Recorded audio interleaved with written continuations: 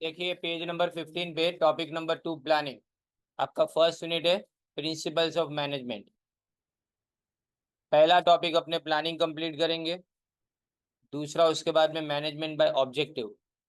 बराबर। उसके बाद में स्ट्रेटेजिक प्लानिंग, बाद में क्वेश्चन आएगा वो है। तो देखो सबसे पहले define planning. Concept of planning आपको एक्सप्लेन करना है और discuss the main steps in the process of planning. पूरा प्रोसेस आएगा प्लानिंग का। ये जो इंग्लिश मीडियम के स्टूडेंट है उसके लिए पूरा डिवीजन है। सब चीजें सेम टू सेम जो वहां पे थी ना 12th स्टैंडर्ड के अंदर, वो एग्जैक्टली सेम इसके अंदर आती है। ओके। अब planning it is a process of determining, जो जगह पे बोलू अंडरलाइन करते जाना, फ्यूचर कोर्स ऑफ एक्शन, यानी फ्यूचर में हम क्या करने वाले उसको प्रेजेंट में डिसाइड करना। It includes certain steps such is, सबसे पहले हम ऑब्जेक्टिव डिसाइड करेंगे, यानी कौन से मकसद से हमको बिजनेस स्टार्ट करना है। फिर प्लानिंग प्रेमिसिस, प्रेमिसिस मतलब एजम्पशन, प्रेमिसिस मतलब एजम्पशन मतलब धारणा। फिर ऑल्टरनेटिव डेवलप करना, क्योंकि कोई भी चीज को अचीव करने के लिए सिर्फ एक रास्ता नहीं होता, एक से ज्यादा चीजें अपने उसके अंदर होती है। तो ऑल्टरनेटिव यानी विकल्प डेवलप करना। फिर उसमें से सबसे बेस्ट ऑल्टरनेटिव को हम सिलेक्ट करेंगे, उसमें से जो सबसे अच्छा ऑल्टरनेटिव है उसको अपने सिलेक्ट करेंगे। तो आपने क्या देखा इसके अंदर, स्टेप्स कौन कौन से, सबसे पहले ऑब्जेक्टिव डिसाइड करना है। दूसरा लिखा है कि एजम्पशन बनाओ, क्योंकि प्लानिंग फ्यूचर के ऊपर डिपेंड करता है इसलिए आपको एजम्पशन करने पड़ेंगे।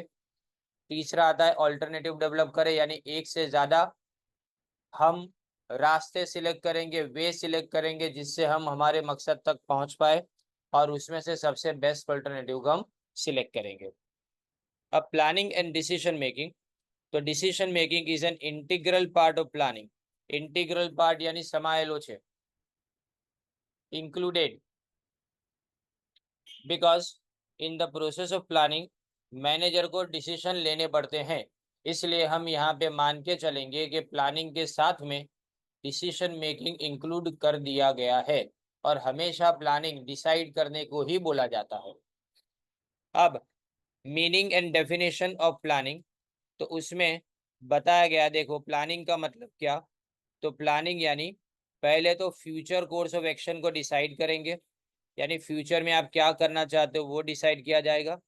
लेकिन ये सब आपको एडवांस में डिसाइड करना है, इन एडवांस को अंडरलाइन करें। अब एडवांस में क्या डिसाइड करेंगे, तो नीचे क्वेश्चन दिए हुए कुछ देखो। व्हाट टू बी डन, यानी क्या करना है आपको, यानी कौन सी एक्टिविटीज करनी है। फिर हाउ, यानी कैसे वो कंप्लीट किया जाएगा, मतलब उसके लिए क्या पॉलिसी बनाई जाएगी, क्या प्रोग्राम्स बनाए जाएंगे और क्या प्रोसीजर।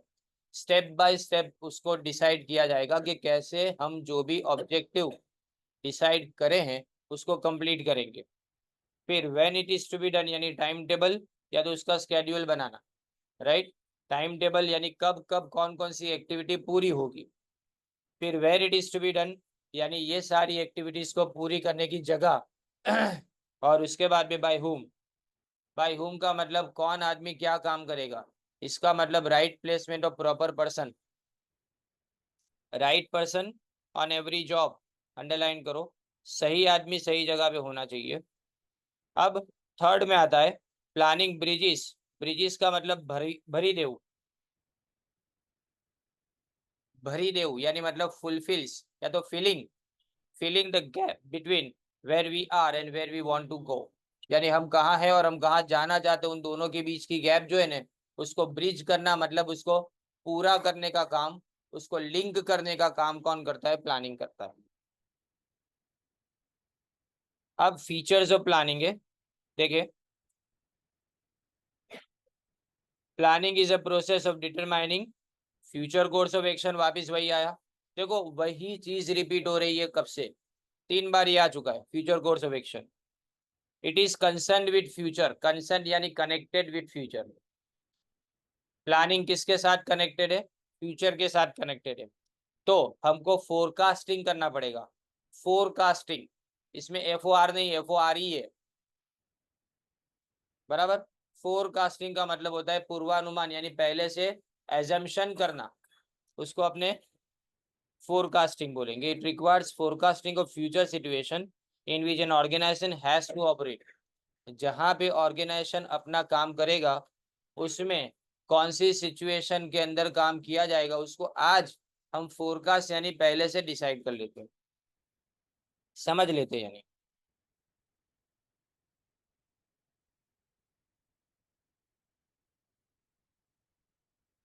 अब इसके बाद in planning a manager has to select a suitable course of action out of several alternatives to achieve the objectives of organization। यानी proper course of action step by step होना चाहिए, उसको कोर्स ऑफ एक्शन बोलेंगे कि कैसे हम उस achieve करेंगे उस ऑब्जेक्टिव को जो हमने पहले स्टेप में डिसाइड किया था। और planning is undertaken at all levels of the organisation, ये इंपॉर्टेंट है। यानी अगर आप टॉप लेवल मैनेजमेंट देखो उसमें भी प्लानिंग है, मिडिल लेवल मैनेजमेंट देखो उसमें भी, और फाइनली जो बॉटम लेवल मैनेजमेंट है उसके अंदर भी प्लानिंग है। और प्लानिंग को फ्लेक्सिबल यानी बदली शकाय देव चेंजेबल रखा जाता है। और प्लानिंग को अपने परवेजिव और कंटिन्यूस बोलते हैं। परवेजिव और कंटिन्यूस का मतलब, परवेजिव यानी कंटिन्यूस होता है, ऑलवेज हमेशा चलता रहता है। यानी ऐसा नहीं कि कोई दिन नहीं जाता जिसमें प्लानिंग ना किया जाता हो। माइक्रो लेवल पे या तो मैक्रो लेवल पे रोज रोज कोई ना कोई प्लानिंग तो किया ही जाता है, इसीलिए इसको कंटिन्यूस या तो परवेजिव बोला जाता है। अब आता है important question, process of planning. Following are the main steps which are involved in the process of planning. Perception of opportunities. Perception of opportunities बाजू में लिखा है being aware of opportunities, यानी सामने तक है वो पता चल जाना चाहिए आपको। यानी पहले आपको परसीव करना है यानी समझ लेना है कि सामने कोई ना कोई अपॉर्चुनिटी यानी तक छे तुम्हारी पास है। The first step in the process of planning is perception of opportunities. Opportunities may exist in the external environment और विद इन द ऑर्गेनाइजेशन, यानी बाहर भी अपॉर्चुनिटी हो सकती है और बिजनेस के अंदर भी अपॉर्चुनिटी हो सकती है। एक्सटर्नल एनवायरनमेंट यानी गवर्नमेंट की पॉलिसी चेंज हो, इंटरनेशनल मार्केट में कोई डिमांड चेंज हो तो आपके लिए अपॉर्चुनिटी बनती है। इसी तरह से इंटरनली अगर समझो कि मैनेजमेंट अगर बदले उसके कारण कोई चेंज आता हो तो वो भी तुम्हारे लिए अपॉर्चुनिटी है। Before starting the work of planning a manager should find out future opportunities और must know the problems which he wants to solve. यानी मैनेजर ये डिसाइड करेगा कि कौन से प्रॉब्लम्स उसको सॉल्व करने हैं। पहले तो अभी से उसको डिसाइड करना पड़ेगा कि उसके हाथ में कौन कौन से काम है और उसको वो कैसे कंप्लीट करेगा। Further, the managers must examine the opportunities in the light of their strength and weaknesses। यानी हर इंसान अपनी कुछ खूबियां रखता है और हर इंसान की खुद की कुछ खामियां होती है। स्ट्रेंथ वो खूबियों को बोला जाएगा जो तुम्हारे अंदर है और वीकनेसेस तुम्हारी खामी को बोला जाएगा। तो जब भी मैनेजर कोई भी चीज डिसाइड करे तो इसके पहले वो अपना खुद का असेसमेंट करेगा, अपने खुद के बारे में सोचेगा। यानी मैं कितनी चीजों के अंदर पावरफुल हूँ और कितनी चीजों के अंदर मैं वीक हूँ उसके बारे में मुझे पहले से डिसाइड करना है। Once a manager is aware of opportunities और प्रॉब्लम, उसको अगर पता चल गया कि सामने क्या अपॉर्चुनिटी है या सामने तुम्हारे क्या प्रॉब्लम है तो फिर वो डिसाइड करेगा कि मैं कौन से ऑब्जेक्टिव से बिजनेस को स्टार्ट कर पाऊंगा। अब देखो ये परसेप्शन ऑफ अपॉर्चुनिटी तुम्हारा प्री प्लानिंग प्रोसेस का स्टेज होता है, यानी प्लानिंग से पहले का। अब तुम्हारा प्लानिंग यहाँ से शुरू हुआ, इसमें क्या लिखा गया, एस्टैब्लिशिंग ऑब्जेक्टिव्स, એટલે ધ્યેય નક્કી કરવું, ધ્યેય निर्धारण કહેવાય। Next step is to decide the objectives of organization and the objectives of its different departments। जितने भी अलग अलग डिपार्टमेंट है वो सारे डिपार्टमेंट, सब डिपार्टमेंट अपने अपने ऑब्जेक्टिव से काम करते हैं।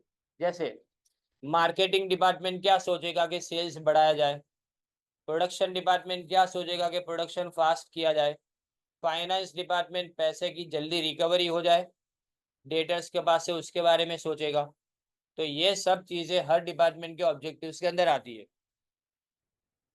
ऑब्जेक्टिव्स इंडिकेट, अंडरलाइन करना, ये objectives indicate the results expected, यानी मतलब हम क्या अचीव करना चाहते हैं वो ऑब्जेक्टिव से पता चलता है। ये एमसीक्यू है। अब देखो ये हुआ तुम्हारा, देखो याद करने में जिसको ऐसा लगता है ना कि ये डिफिकल्ट है, कितना सिंपल है कि पहला स्टेप तुमने कंप्लीट किया, उसके बाद में हम क्या देखें, एस्टेब्लिशमेंट ऑफ ऑब्जेक्टिव, लेकिन किसके लिए, तो all department, different department. Result क्या है, रिजल्ट एक्सपेक्टेड किसके ऊपर डिपेंड करता है, तो तुम्हारा ऑब्जेक्टिव इसके ऊपर डिपेंड करता है, राइट। अब पहले हम क्या करेंगे, ऑर्गेनाइजेशन के ऑब्जेक्टिव को डिसाइड करेंगे, मतलब कितना प्रॉफिट कमाना है, ये प्रॉफिटेबिलिटी में आ गया, कितना सेल्स करना है, कितना मैन्युफैक्चरिंग करना है, ये सब हम पहले से डिसाइड करेंगे। उसके बाद मेजर डिपार्टमेंट्स के ऑब्जेक्टिव्स डिसाइड किए जाएंगे। यानी मैंने बोल दिया कि मुझे 20% एक्स्ट्रा प्रॉफिट चाहिए, तो इसका मतलब ये हुआ कि अब मार्केटिंग डिपार्टमेंट उसके मुताबिक प्राइस फिक्स करेगा, बराबर। प्रोडक्शन डिपार्टमेंट वैसे ही कॉस्ट लगाएगा जिसके कारण मेरा प्रॉफिट और ज़्यादा बढ़ पाए।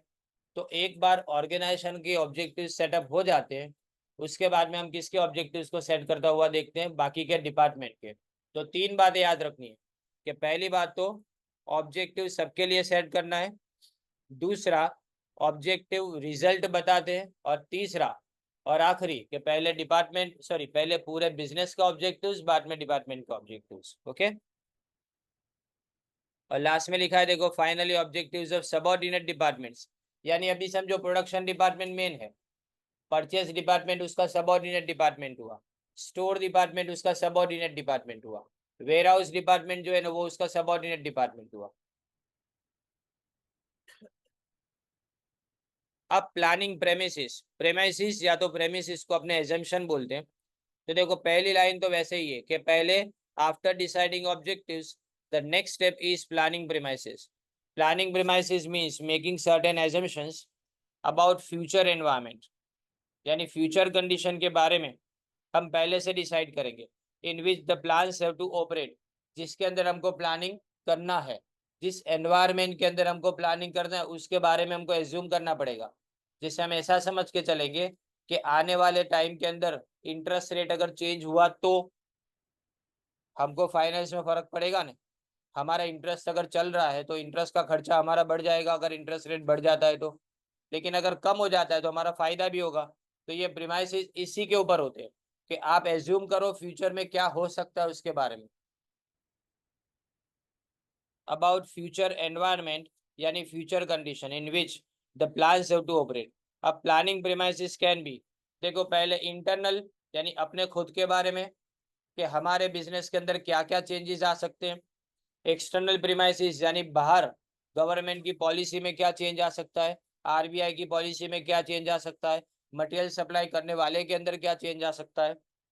फिर tangible and intangible premises, tangible यानी दृश्य, इनटेंजिबल अदृश्य। टेंजिबल प्रीमाइसेस यानी अगर मैं समझूं कि मेरे मशीन के बारे में करना है कोई प्रीमाइसिस तो ये टेंजिबल हुआ, लेकिन अगर मैं समझो कोई क्वालिटी के बारे में प्रीमाइसिस करना चाहता हूं तो वो तुम्हारा इंटेंजिबल हो गया। अब इंटरनल प्रीमाइसिस, ऑर्गेनाइजेशन की पॉलिसी और ऑर्गेनाइजेशन का प्रोग्राम ये तुम्हारे कंट्रोल में, समझो ऑर्गेनाइजेशन की पॉलिसी को तुम चेंज कर सकते हो। जैसे तुमने सोचा कि सेल्स जब भी किया जाएगा ज्यादा से ज्यादा 15 दिन की क्रेडिट पे किया जाएगा, ये तुम्हारी खुद की पॉलिसी है। ये 15 दिन से 10 दिन करना भी तुम्हारे हाथ में है और 15 का 20 करना भी तुम्हारे हाथ में, राइट। फिर सेल्स फोरकास्ट यानी सेल्स कितना होगा आने वाले टाइम के अंदर, बढ़ेगा या कम होगा। उसके बाद में रिसोर्सेज अवेलेबल, हमारे पास रॉ मटेरियल कितना है, हमारे पास वर्कर्स कितने हैं, हमारे पास मशीन कितना है, हमारे पास जमीन कितनी है जिसके ऊपर हम प्रोडक्शन कर रहे हैं। कैपेसिटी और कॉम्पिटेंस ऑफ मैनेजमेंट, मैनेजमेंट कितना लायक है जो काम उसको सौंपा गया उसको करने के लिए, उसको कैपेसिटी और कॉम्पिटेंसी ऑफ मैनेजमेंट बोला जाता है। कॉम्पिटेंसी यानी लायकात। अब ये जो इंटरनल प्रीमाइसेस है उसके साइड पे लिख दो एमसीक्यू।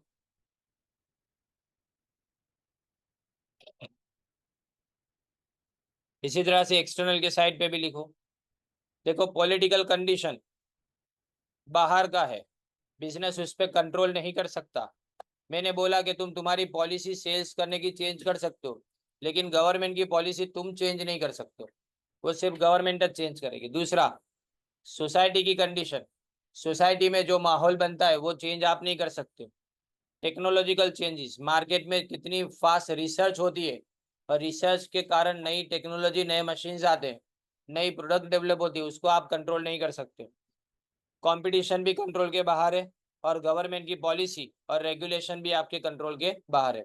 गवर्नमेंट कोई नया रूल लाती है तो उसको आप चेंज नहीं कर सकते। तो ये 5 चीजें तुम्हारे एक्सटर्नल प्रीमाइसिस के अंदर, इसमें प्रॉमिस लिखा है, प्रॉमिस की जगह प्रीमाइस लिख देना।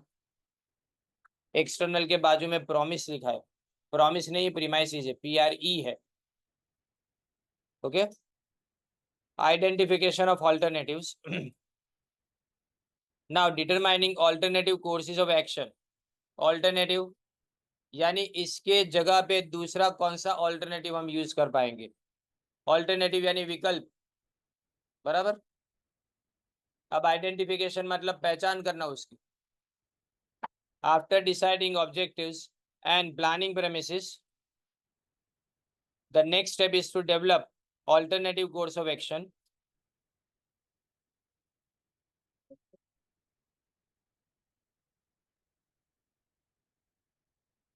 For example, suppose a company wants to increase its sales by 30%.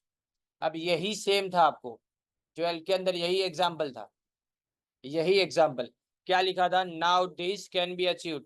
मैं अगर सेल्स को 30% बढ़ाना चाहता हूँ तो this can be achieved bye advertising, यानी ज्यादा एडवर्टाइजमेंट करके उसको अचीव किया जा सकता है, लोगों तक हमारी प्रोडक्ट की पहचान बना के। दूसरा, और सेल्समैनशिप, सेल्समैन ज्यादा एग्रेसिव हो जाए और ज्यादा मेहनत करे अपनी तरफ से, या फिर प्रोडक्ट को इम्प्रूव करके उसको अचीव किया जा सकता है। ये 3 अलग अलग ऑल्टरनेटिव है तुम्हारे सामने, 3 में से कौन सा सिलेक्ट करना है वो हमारे ऊपर होता है। Further, it is also necessary to reduce the number of alternatives for their proper analysis. तुम्हारे सामने अगर 100 ऑल्टरनेटिव है तो 100 के 100 तुम्हारे काम के नहीं है। हम इसमें से जो सबसे बेस्ट 10 होंगे ना, उसी को खाली सिलेक्ट करेंगे, बाकी 90 को हटा देंगे। तो इसको रिड्यूसिंग बोला जाता है, कि हम बहुत सारे विकल्पों को जो हमारे लिए बिल्कुल भी काम के नहीं उसको हटा देंगे इसमें से।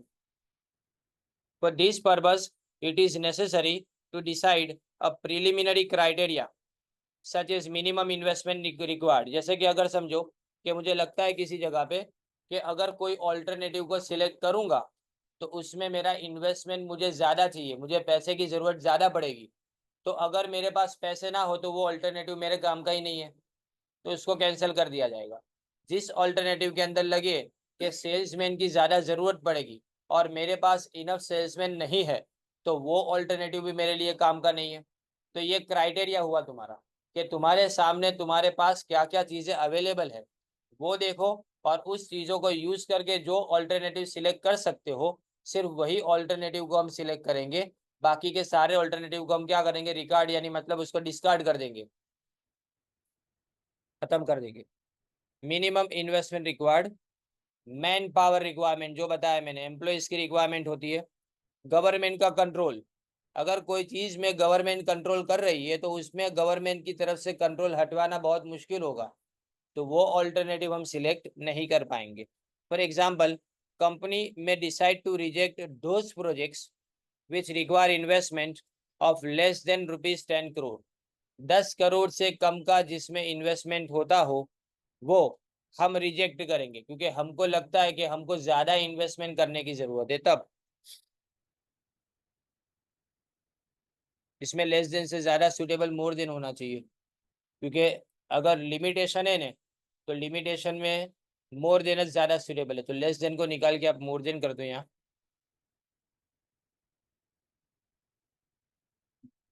अब आता है इवेल्युएशन ऑफ ऑल्टरनेटिव, यानी जो भी तुम्हारे पास अलग अलग सोर्सेज अवेलेबल है उसको इवेल्युएट करना।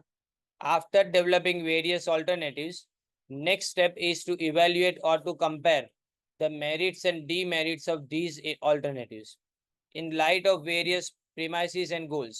अब इसके मेरिट और डीमेरिट हर किसी को चेक करेंगे। इवेल्युएट करना मतलब पृथक्करण करूं, एनालिसिस करूं के बारे में। चेकिंग ऑफ ऑल्टरनेटिव लक्ष्य, सौથી simple word, checking of alternatives, यानी हम चेक करेंगे उसमें मेरिट यानी फायदे क्या है और डीमेरिट यानी नुकसान क्या है। पर उसके लिए हम हमारे जो प्रेमिसेस है ना उसको पहले चेक करेंगे। वन ऑल्टरनेटिव में be more profitable but it may require large cash and more risk. कोई चीज़ ज़्यादा प्रॉफिटेबल हो सकती है लेकिन उसमें रिस्क ज़्यादा है, तो हम उसको इग्नोर करेंगे, क्योंकि हम अगर रिस्क लेना नहीं चाहते और हमको लगता है कि रिस्क से हमारा बिजनेस हमेशा के लिए बंद भी हो सकता है, तो हम उसको इग्नोर करेंगे। वाइल अनदर में भी लेस प्रॉफिटेबल, दूसरे में प्रॉफिट कम है लेकिन इसमें रिस्क भी कम है साथ में। तो ये ऑल्टरनेटिव को हम क्या ध्यान में रख के ये अंडरलाइन करो, ये एमसीक्यू में आ सकता है। ऑल्टरनेटिव में टेक्नो इकोनॉमिक फिजिबिलिटी, फिजिबिलिटी यानी प्रैक्टिकेबिलिटी, या तो शक्यता कहेवाय ने पॉसिबिलिटी, फिजिबिलिटी का दूसरा वर्ड है पॉसिबिलिटी। टेक्निकल पॉसिबिलिटी देखो यानी तुम्हारे पास मशीन ऐसे मिलेंगे।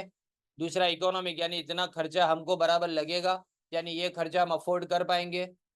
फिर कॉस्ट यानी कितना एक्सपेंस होता है, क्वालिटी कितनी मिलती है हमको, रिस्क कितना है बिजनेस के अंदर, और फाइनली रिटर्न कितना मिलता है यानी प्रॉफिट कितना मिलता है। फिर choice of alternative, selecting a best course of action or basic plan. After comparing alternative courses of action, manager has to select one best course of action, यानी best way to achieve the results and objectives. इन सबको achieve करने का सबसे अच्छा तरीका, तुम्हारे पास best कौन सा है वो देखें। हमारे पास बेस्ट कोर्स ऑफ एक्शन, एक ऑल्टरनेटिव को सिलेक्ट करने के बाद हम ऑल्टरनेटिव को सिलेक्ट करेंगे और उसमें उसको अचीव कैसे किया जाएगा उसके बारे में यहाँ पे डिसाइड करेंगे। इसी के अंदर अंडरलाइन करो ये, this is the action of decision making by which a basic plan is decided. सबसे पहला प्लान यहाँ पे शुरू हुआ, बेसिक प्लान। ये मास्टर प्लान बोला जाता है। उसको सपोर्ट करने के लिए देखो नेक्स्ट स्टेप में आएगा फॉर्मुलेशन ऑफ डिराइवेटिव, और या तो डेरिवेटिव और सपोर्टिव प्लान। डेरिवेटिव का मतलब है सपोर्टिव होता है। एक मेन प्लान को अचीव करने के लिए दूसरे छोटे छोटे जितने भी प्लान्स बनाने पड़ते हैं उसको अपने डेरिवेटिव प्लान बोलते हैं। ओके, मेन प्लान से निकलने वाले दूसरे प्लान उसको अपने क्या बोलेंगे, डेरिवेटिव प्लान बोलेंगे। After formulating basic plan, it is necessary to formulate various derivative or supportive plans to support the basic plan. After preparing marketing plan, a manager prepares various derivative plans such as underline करो sales plan और advertising plan. एक बार marketing का plan बना दिया कि marketing में हमको ज़्यादा मेहनत करनी है, तो फिर मेहनत किस तरह से की जाएगी, तो सेल्स के प्लान बनाए जाएंगे और एडवर्टाइजमेंट करने के प्लान बनाए जाएंगे। फिर numberising plans by budgeting, numberising यानी नंबर देना, sequence. After decisions are taken and plans are prepared, the final step is to numberize them by converting them into budgets, that is to prepare overall budget as well as budget for each department or section. Her department का एक छोटा छोटा budget. हम जब middle level management सीखते हैं ना, तो मिडिल लेवल मैनेजमेंट के अंदर अपने देखते हैं कि यहाँ पे हर कोई डिपार्टमेंट अपने अपने डिपार्टमेंट का बजट बनवाएगा और उसको टॉप लेवल मैनेजमेंट के पास सैंक्शन यानी मंजूर करवाएगा। तो बजट कौन बनाता है, पहले डिपार्टमेंट वाले बनाते हैं, और उस डिपार्टमेंट वाले बजट के ऊपर से एक मास्टर बजट बनता है। वो कौन बनाता है, जो चीफ एग्जीक्यूटिव ऑफिसर या तो तुम्हारा जनरल मैनेजर या मैनेजिंग डायरेक्टर है वो बनाएगा। तो पहले आपके छोटे छोटे डिपार्टमेंट के बजट बनेंगे। पहले तो सब डिविजनल बजट बनते हैं, सब डिविजनल बजट के ऊपर से डिपार्टमेंट के बजट बनते हैं, और डिपार्टमेंट के बजट के ऊपर से फाइनल बजट बनाया जाता है। ओवरऑल बजट और साथ में ईच डिपार्टमेंट का बजट में इसे अंडरलाइन करो, ये एमसीक्यू है। Budget means estimates of total income, expenses, profit और सरप्लस। सब इनकम टोटल डिसाइड की जाएगी, उसमें एक्सपेंसेस कितने वो, प्रॉफिट कितना होगा, और सरप्लस, सरप्लस यानी एक्स्ट्रा जो पैसे हमको फाइनली, प्रॉफिट या सरप्लस दोनों सेम है, प्रॉफिट या सरप्लस दोनों सेम है। अब budgeted figures are the standards of performance, याद रखो इतना परफॉर्मेंस होना चाहिए, बजट का मतलब ये होना चाहिए, होगा ही उसकी गारंटी नहीं है। बाद में उसको एक्चुअल परफॉर्मेंस के साथ अपने कंपेयर करेंगे, एक्चुअल फिगर्स के साथ में उसको कंपेयर करेंगे। और ये किसके लिए होता है, याद रखो बजट लास्ट लाइन है ना, उसके अंदर 2 वर्ड लिखा है कंट्रोल पर्पस, उसको अंडरलाइन करो, साइड पे एमसीक्यू लिखो। बजट बनाया ही इसीलिए जाता है कि आप कंट्रोलिंग कर पाओ। बजट का मकसद क्या होता है, controlling. Now the next one, discuss different types of plans. कितने, 1 2 3 4 5 6 7 8 9, एग्जैक्टली सेम थे ये भी। देखे प्लानिंग के टाइप्स नहीं है, ये प्लान के टाइप है, समझ लेना, ये प्लान के टाइप है। A plan means method of achieving an end, achieving है इसमें एकिंग लिखा है, achieving an end and often customary method of doing something. Customary method मतलब रोज की मेथड, डेली रूटीन बोलते हैं उसको, कस्टमरी यानी routine method of doing something, a detail formulation of a programme of action. ये पूरा का पूरा जो है ना वो अंडरलाइन करो, इसमें साइड पे लिख देना एमसीक्यू। प्रोग्राम ऑफ एक्शन को हम डिसाइड करेंगे। There are different types of plans, such plans can be classified into 2 ways. एक स्ट्रेटेजिक प्लान है और दूसरा ऑपरेशनल प्लान है। या फिर ऑपरेशनल या तो एक्शन प्लान को अपने स्टैंडिंग प्लान बोलेंगे, सिंगल यूज प्लान बोलेंगे, बराबर। अब सबसे पहले मिशन और पर्पस टाइप्स ऑफ प्लान में पहला, अंडरलाइन करते जाना, जो बोलूं वो इसमें से बहुत सारे एमसीक्यूज है। टाइप्स ऑफ प्लान में पहला पर्पस और mission. Mission means the broad purpose of organisation for which it is created. मकसद जिसके पीछे ऑर्गेनाइजेशन को क्रिएट किया गया, अंडरलाइन करना इसको। Every organisation must have some purpose और mission. For example, purpose business का प्रोडक्शन करने का हो सकता है। प्रोडक्शन कब होगा, अगर मैं मैन्युफैक्चरिंग करता हूं तो मैं प्रोडक्शन का पर्पस रखूंगा। लेकिन अगर मैं एक जगह से चीज को लेके दूसरी जगह खाली बेच देता हूं तो वो डिस्ट्रीब्यूशन हुआ, उसमें क्या हुआ, डिस्ट्रीब्यूशन हुआ। सिमिलरली पर्पस ऑफ यूनिवर्सिटी, ये क्या होता है, एजुकेशन एंड रिसर्च, बराबर। The purpose of mission indicates, ये भी अंडरलाइन करो, basic intention of an organisation. Intention यानी बेसिक फंक्शन, मकसद क्या है, पर्पस क्या है इस ऑर्गेनाइजेशन के पीछे, यानी उसमें इंडिकेट किया जाता है what it can do for the nation और सोसाइटी। ऑर्गेनाइजेशन सोसाइटी के लिए क्या कर पाएगा, what an organisation wants to do at present and in future, अभी क्या करेगा, फ्यूचर में क्या करेगा। मिशन सोर्स, ये भी अंडरलाइन करो।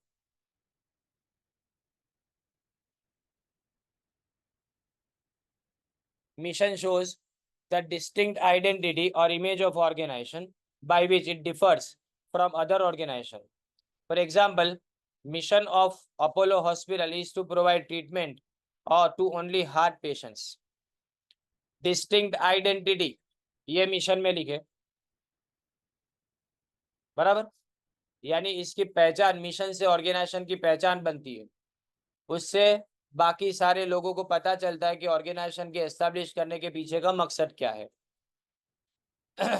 फिर ऑब्जेक्टिव्स और गोल्स, ऑब्जेक्टिव्स ये भी अंडरलाइन करो, are end results. End result यानी फाइनली क्या अचीव करना चाहते हो, एंड रिजल्ट का मतलब फाइनली जो अचीव करना चाहते हो वो, फाइनल आउटपुट लिख सकते हो इसको। They indicate specific targets to be achieved by the organisation. Specific target को अंडरलाइन करो, यानी क्या प्रोडक्शन कितना करना है, क्वालिटी क्या रखनी है, वो सब इसमें आ गया। They can be in terms of, लिखा है देखो ये भी इम्पोर्टेंट, ये जो ऑब्जेक्टिव्स है वो पहले तो प्रोडक्टिविटी यानी उत्पादकता, अपने ऑर्गेनाइजेशन में पर डे कितना प्रोडक्शन होगा ये प्रोडक्टिविटी हुआ। दूसरा मार्केट शेयर, हमारा ऑर्गेनाइजेशन जब मार्केट में एंटर होगा तो धीमे धीमे 10 साल के बाद हम कौन से मार्केट शेयर तक पहुंच पाएंगे। फिर उसके बाद में सेल्स है, कितना सेल्स करना है, प्रॉफिट कितना कमाना है, और परफॉर्मेंस ओवरऑल हमारा कैसा होना चाहिए। ऑब्जेक्टिव शॉर्ट रन के भी हो सकते हैं, लॉन्ग रन के भी हो सकते हैं, और objectives are decided for organisation. साथ में आप उसी ऑर्गेनाइजेशन के बड़े यूनिट के लिए भी आप बना सकते हो, अलग अलग यूनिट के लिए भी, या अपने अलग अलग डिपार्टमेंट के लिए भी ऑब्जेक्टिव बना सकते हो, जैसे कि सेल्स डिपार्टमेंट का ऑब्जेक्टिव, प्रोडक्शन डिपार्टमेंट का ऑब्जेक्टिव, सबका अलग। फिर आता है strategies. Strategy is a specific plan और specific programme of action. It is prepared to achieve specific objectives of organisation. यानी इसको प्रिपेयर क्यों किया जाता है, ये अंडरलाइन करो, ये पहले वाला साइड पे लिख दो एमसीक्यू। ये स्पेसिफिक प्लान है, हम ऑब्जेक्टिव तक पहुंचेंगे कैसे, उसके लिए स्ट्रेटेजी बनाई जाती है। ऑब्जेक्टिव को अचीव कैसे करेंगे, उसके लिए स्ट्रेटेजी बनाई जाती है। अब स्ट्रेटेजी में क्या आता है, डिटर्मिनेशन ऑफ बेसिक ऑब्जेक्टिव्स, जो बेसिक ऑब्जेक्टिव्स है वो डिसाइड करो। दूसरा, यानी मतलब प्रॉफिट कमाना है, सेल्स बनाना है, ये सब बेसिक ऑब्जेक्टिव। उसके बाद में स्पेसिफिक कोर्स ऑफ एक्शन, उस तक पहुंचने के लिए हम कितने स्टेप्स लेंगे और कौन से स्टेप्स लेंगे वो डिसाइड करो। और उसके बाद में अलोकेशन ऑफ नेसेसरी रिसोर्सेज, और अलग अलग रिसोर्सेज को डिफरेंट डिपार्टमेंट के बीच में अलोकेट करना है। जैसे प्रोडक्शन करने वाले को रॉ मटेरियल टाइम पे मिलना चाहिए, प्रोडक्शन करने वाले को वर्कर्स प्रॉपर मिलने चाहिए, प्रोडक्शन करने वाले को जो फाइनेंस है वो बराबर से मिलना चाहिए रॉ मटेरियल खरीदने के लिए। While formulating strategy, a manager must consider following factors of external environment. External में याद रखो अपॉर्चुनिटी और थ्रेट होता है, इंटरनल में क्या होता है, स्ट्रेंथ और वीकनेस। इसी चार को अगर मिलाओगे तो SWOT बनेगा। S यानी स्ट्रेंथ, W यानी वीकनेस, O यानी अपॉर्चुनिटी, T यानी थ्रेट। इसको स्वॉट एनालिसिस बोला जाता है। SWOT साइड पे लिख दो कैपिटल में।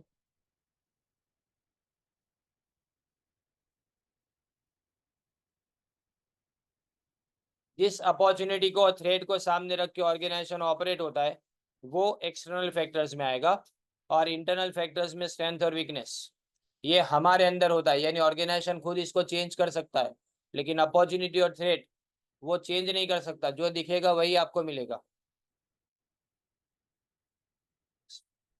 Policies, a policy is a general guideline for decision making, ये भी अंडरलाइन। एमसीक्यू साइड पे लिखो। डिसीजन बनाने के लिए आपको पॉलिसी की जरूरत पड़ेगी। कई बार अपने सुनते हैं कि हमारे ऑर्गेनाइजेशन की ये पॉलिसी नहीं है।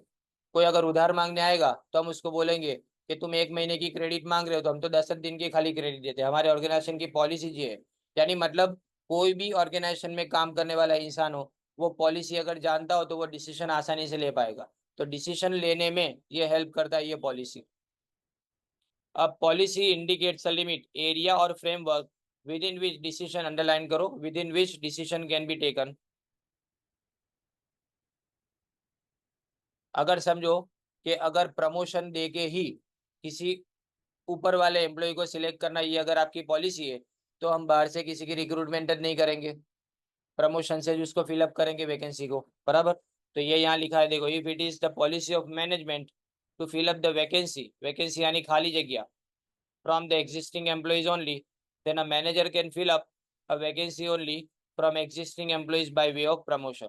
खाली प्रमोशन देके वो जगह भरी जाएगी। Policy provide some discretionary power, discretionary power यानी फ्रीडम ऑफ डिसीजन मेकिंग, यानी हम डिसीजन मेकिंग के अंदर फ्रीडम, यानी मतलब जब भी आपको डिसीजन लेना हो पूछने जाने की जरूरत नहीं है, क्योंकि तुम्हारे सामने पॉलिसी है। तो इस पॉलिसी को देख के अगर तुम डिसीजन लेते हो तो आपको घड़ी घड़ी किसी को पूछने की जरूरत नहीं पड़ेगी। And policy ensures that decisions are consistent, consistent मतलब एक सरखा, with the objectives of organisation, यानी ऑब्जेक्टिव और डिसीजन दोनों मैच करते हैं, ये आपको इससे पता चलेगा।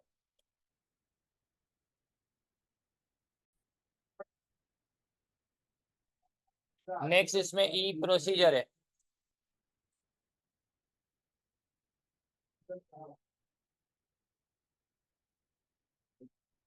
Procedure indicate a particular method of handling activities, underline करो, ये एमसीक्यू है।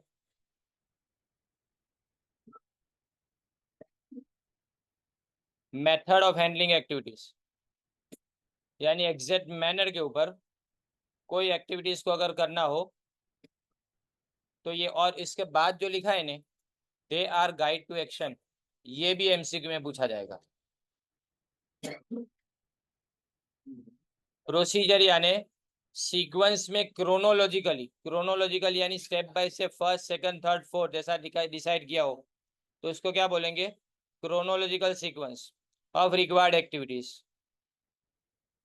दे also provide a detailed set of instruction for performing a piece of work, कोई भी काम कंप्लीट करने के लिए आपको क्या क्या करना पड़ेगा उसके इंस्ट्रक्शन की पूरी लिस्ट उसके अंदर आ जाएगी।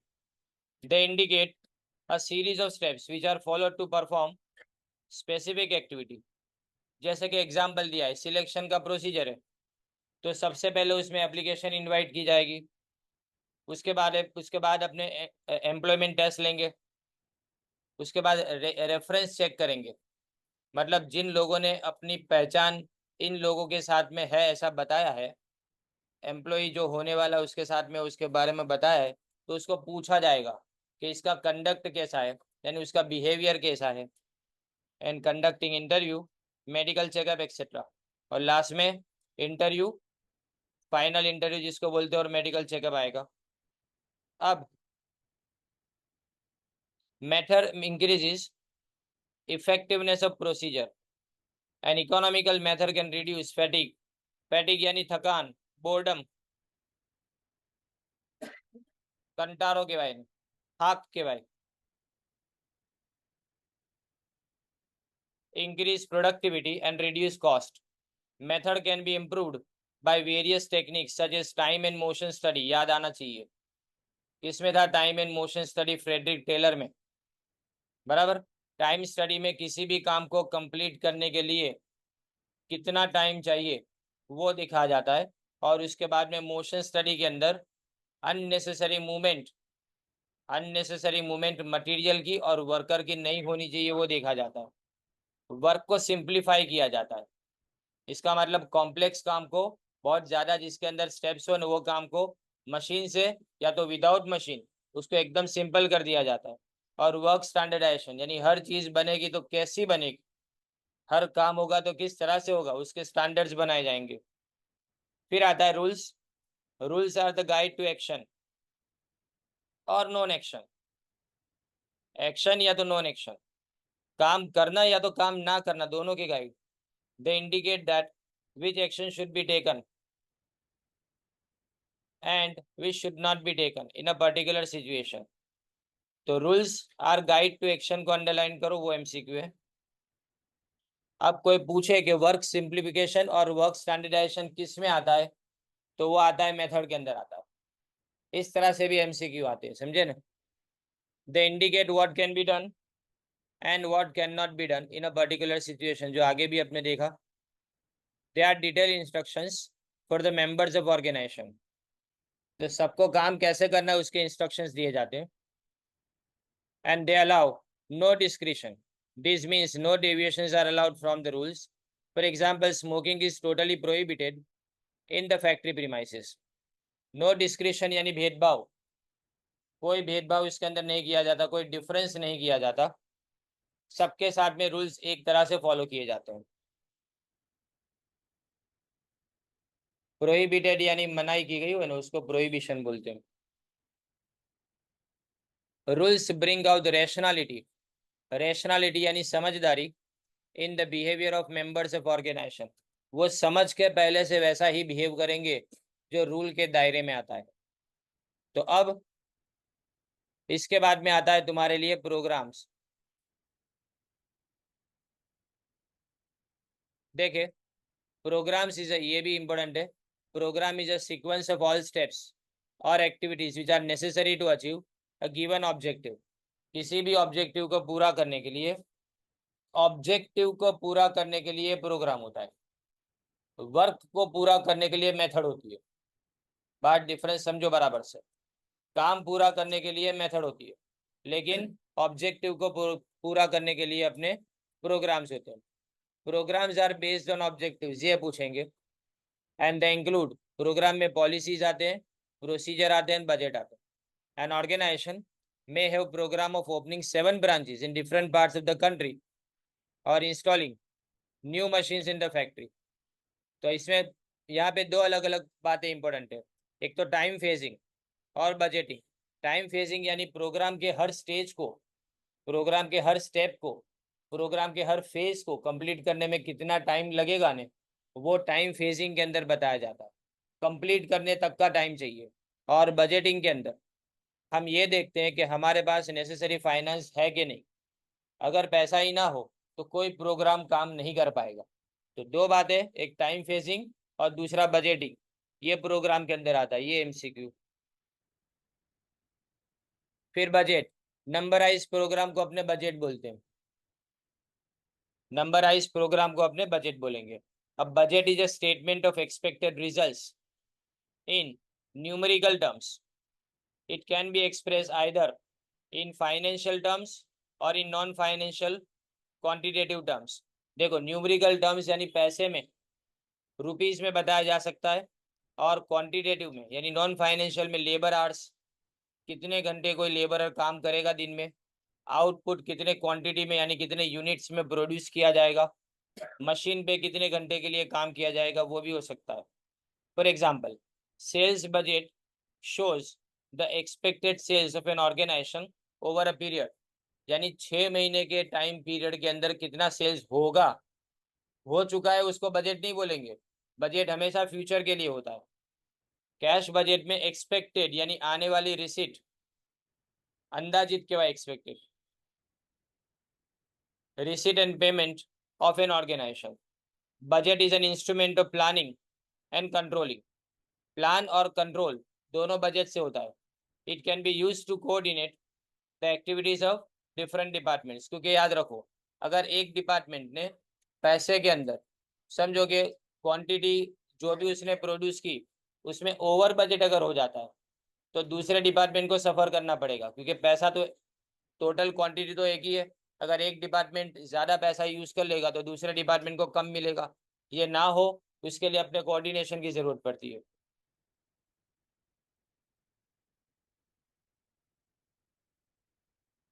फिर नेक्स्ट में देखो इसका पर्पस नेक्स्ट पेज पे लिखा है। मेन पर्पस क्या है? To ensure effective performance of production and marketing activities.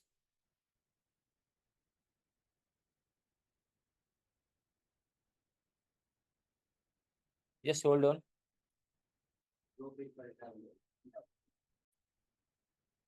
Here budget is a device और टूल फॉर इफेक्टिव कंट्रोल। ये अंडरलाइन करो, इंपॉर्टेंट है। यानी कंट्रोल करने के लिए बजट की जरूरत पड़ेगी, क्योंकि बजट तुम्हारे सामने है और एंड ऑफ द ईयर तुम्हारे सामने क्या आएगा? रियल एक्सपेंस आएंगे। बजट में तुमने एक्सपेक्टेड एक्सपेंस लिखे होंगे, तुम्हारे सामने रियल एक्सपेंस आएंगे। अब अगर बजट के एक्सपेंस से रियल एक्सपेंस बढ़ जाते हैं तो तुमको कंट्रोल करने की जरूरत पड़ेगी, यानी एक्सपेंस के ऊपर कंट्रोल करने की तुमको जरूरत पड़ेगी। This means in budgetary control system the actual results are compare with planned result. जैसे बताया, एक्चुअल को प्लान के साथ कंपेयर करेंगे। प्लानिंग किया हो कुछ अलग और आपके सामने रिजल्ट मिलता हो कुछ अलग, तो इनके बीच में जो गैप है उसको भरने के लिए आपको क्या करना पड़ेगा? कंट्रोल करना पड़ेगा। इसी को अपने बजटरी कंट्रोल सिस्टम बोलते हैं। If there is any deviation, deviation यानी difference, corrective actions are taken, यानी सुधारा जाता है उसको। अब इसमें आता है प्रोजेक्ट। तो अब प्रोजेक्ट इज सिंगल, अंडरलाइन करो, most important, project is a single use plan. It is a part of program. तो प्रोजेक्ट प्रोग्राम का एक छोटा सा हिस्सा होता है। और सिंगल यूज मतलब एक बार प्रोजेक्ट कंप्लीट हुआ तो सेम प्रोजेक्ट बाद में रिपीट नहीं होगा, उसके अंदर चेंज के साथ में दूसरा नया प्रोजेक्ट आएगा। It is a part of job which is done in relation to the program, यानी वो प्रोग्राम के साथ में किया जाता है लेकिन काम का एक हिस्सा होता है। Projects are more specific which directing towards the objectives, यानी ये आपको ऑब्जेक्टिव्स की तरफ ले जाते हैं। छोटे छोटे प्रोजेक्ट पूरे करेंगे तो एक बड़ा प्रोग्राम तुमने कंप्लीट किया ऐसा होगा। ये जो तुमने देखा था वो टाइप्स ऑफ प्लान्स था। अब जो तुम देखने जा रहे हो वो टाइप्स ऑफ प्लानिंग है। वो जो था ना वो टाइप्स ऑफ प्लान्स था।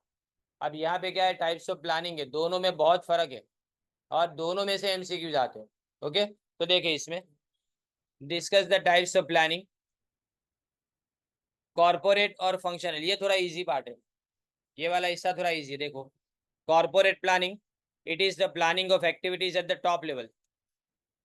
एक्टिविटीज को प्लान करेंगे लेकिन कैसे, टॉप लेवल पे प्लान करना है। It is the planning of the activities of, underline करना, एंटायर लिखा ही है, वो तो डार्क किया हुआ है लेकिन फिर भी अंडरलाइन करो, एंटायर ऑर्गेनाइजेशन के लिए प्लान करना है। नॉर्मली लॉन्ग टर्म ऑब्जेक्टिव्स इसमें देखे जाते हैं कॉर्पोरेट प्लानिंग में। और साथ में जब भी एनवायरमेंट चेंज होता है, इंटरनल या तो एक्सटर्नल एनवायरमेंट, तब हमको कॉर्पोरेट प्लानिंग की जरूरत पड़ती है। अब फंक्शनल प्लानिंग यानी रोज का प्लानिंग, जिसको फंक्शनल प्लानिंग बोलेंगे, यानी प्रोडक्शन, मार्केटिंग और फाइनेंस का, preparing plans for each major function of organization like production, marketing, finance, etc. It also includes planning of sub functions. सब फंक्शन में क्या, सेल्स, मार्केटिंग के अंदर आता है सेल्स, मार्केटिंग के अंदर जाता है सेल्स प्रमोशन, मार्केटिंग का हिस्सा है मार्केटिंग रिसर्च और एडवर्टाइजिंग। ये सब मार्केटिंग के सब प्लान्स के अंदर आते हैं, यानी सब डिवीजन के अंदर आते हैं।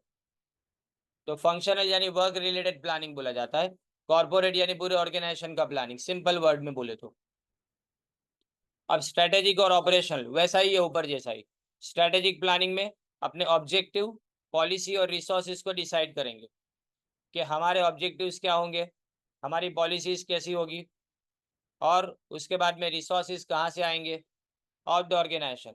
Example of strategic planning are, देखो सबसे पहले बिजनेस को डाइवर्सिफाई, डाइवर्सिफिकेशन यानी वैविध्यकरण, वेराइटी ऑफ बिजनेस, इसको डाइवर्सिफिकेशन बोलते हैं। सिर्फ अकेला एक तरह का बिजनेस करो तो वो सिंगल बिजनेस हुआ, लेकिन 10-12 बिजनेस करो तो इसको डाइवर्सिफिकेशन बोला जाता है। Into new line of production, introduction of new product, ये सब तुम्हारे लिए स्ट्रेटेजिक प्लानिंग है। स्ट्रेटेजिक प्लानिंग ये आता है 3 से 5 साल के लिए यूज किया जाता है। अब जो ऑपरेशनल प्लानिंग है वो शॉर्ट टर्म या तो टेक्टिकल प्लानिंग इसको बोला जाता है।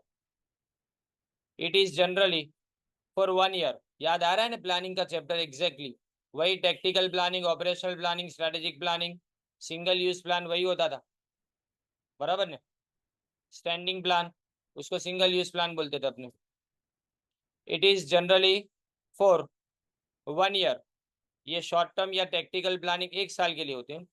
It is the planning of production and distribution of current products, अभी जो तुम प्रोडक्ट या सर्विस बना चुके हो उसको अभी के मार्केट में किस तरह से डिस्ट्रीब्यूट करेंगे। लेकिन अगर तुम मार्केट बदलना चाहते हो तो वो फिर कौन सा आ जाएगा, स्ट्रेटेजिक प्लानिंग में आ जाएगा। मार्केट बदलना चाहेंगे तो स्ट्रेटेजिक प्लानिंग में, एग्जिस्टिंग मार्केट में आपकी प्रोडक्ट अगर बेचना चाहते हो तो वो किस में आएगा, ऑपरेशनल प्लानिंग। अब लॉन्ग टर्म वो स्ट्रेटेजिक होता है, 3 से 5 साल का होता है, और वो सारे फंक्शनल एरियाज को कवर करता है, साथ में एनवायरमेंटल फैक्टर को भी कवर करता है। फंक्शनल एरियाज में क्या देखा था, मार्केटिंग, प्रोडक्शन, फाइनेंस जैसा फंक्शनल एरियाज, बराबर।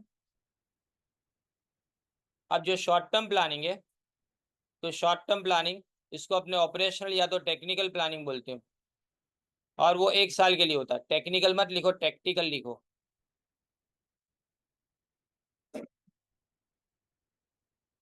उसका मेन पर्पज है to ensure effective performance of production and marketing activities for existing market, वो भी वही है, राइट। हम क्या करते हैं, परफॉर्मेंस बराबर से हो रहा है कि नहीं, हमारी मार्केटिंग एक्टिविटीज का, हमारी प्रोडक्शन एक्टिविटीज का, उसको चेक किया जाएगा। अब ये प्रोएक्टिव एंड रिएक्टिव, ये इंपॉर्टेंट है, यानी दोनों पार्ट। प्रोएक्टिव प्लानिंग का मतलब preparing plans considering the likely, यानी पहले से तैयारी रखना, उसको प्रोएक्टिव बोलते हैं, बराबर। पहले थी तैयारी राखी रीते लखी रो साइड पर। Considering the likely changes in the environmental factors, यानी फ्यूचर में चेंज आने वाला है ऐसा सोच के पानी पहला पाड़ बांधवी, गुजराती में, राइट। जबकि रिएक्टिव का मतलब क्या, आग लागे त्यारे कुओं खोदो, समझे, यानी कुछ हुआ नहीं उसके बाद में कोई चीज करना, तो वो रिएक्टिव हुआ। Reactive planning means preparing plans after the changes in environmental factors, यानी एक बार चेंज आ जाए उसके बाद में हम अपने रिसोर्सेज वगैरह चेक करके इसके अंदर चेंजेस लाएंगे। फिर फॉर्मल और informal planning. Formal planning, well structure process of preparing plan.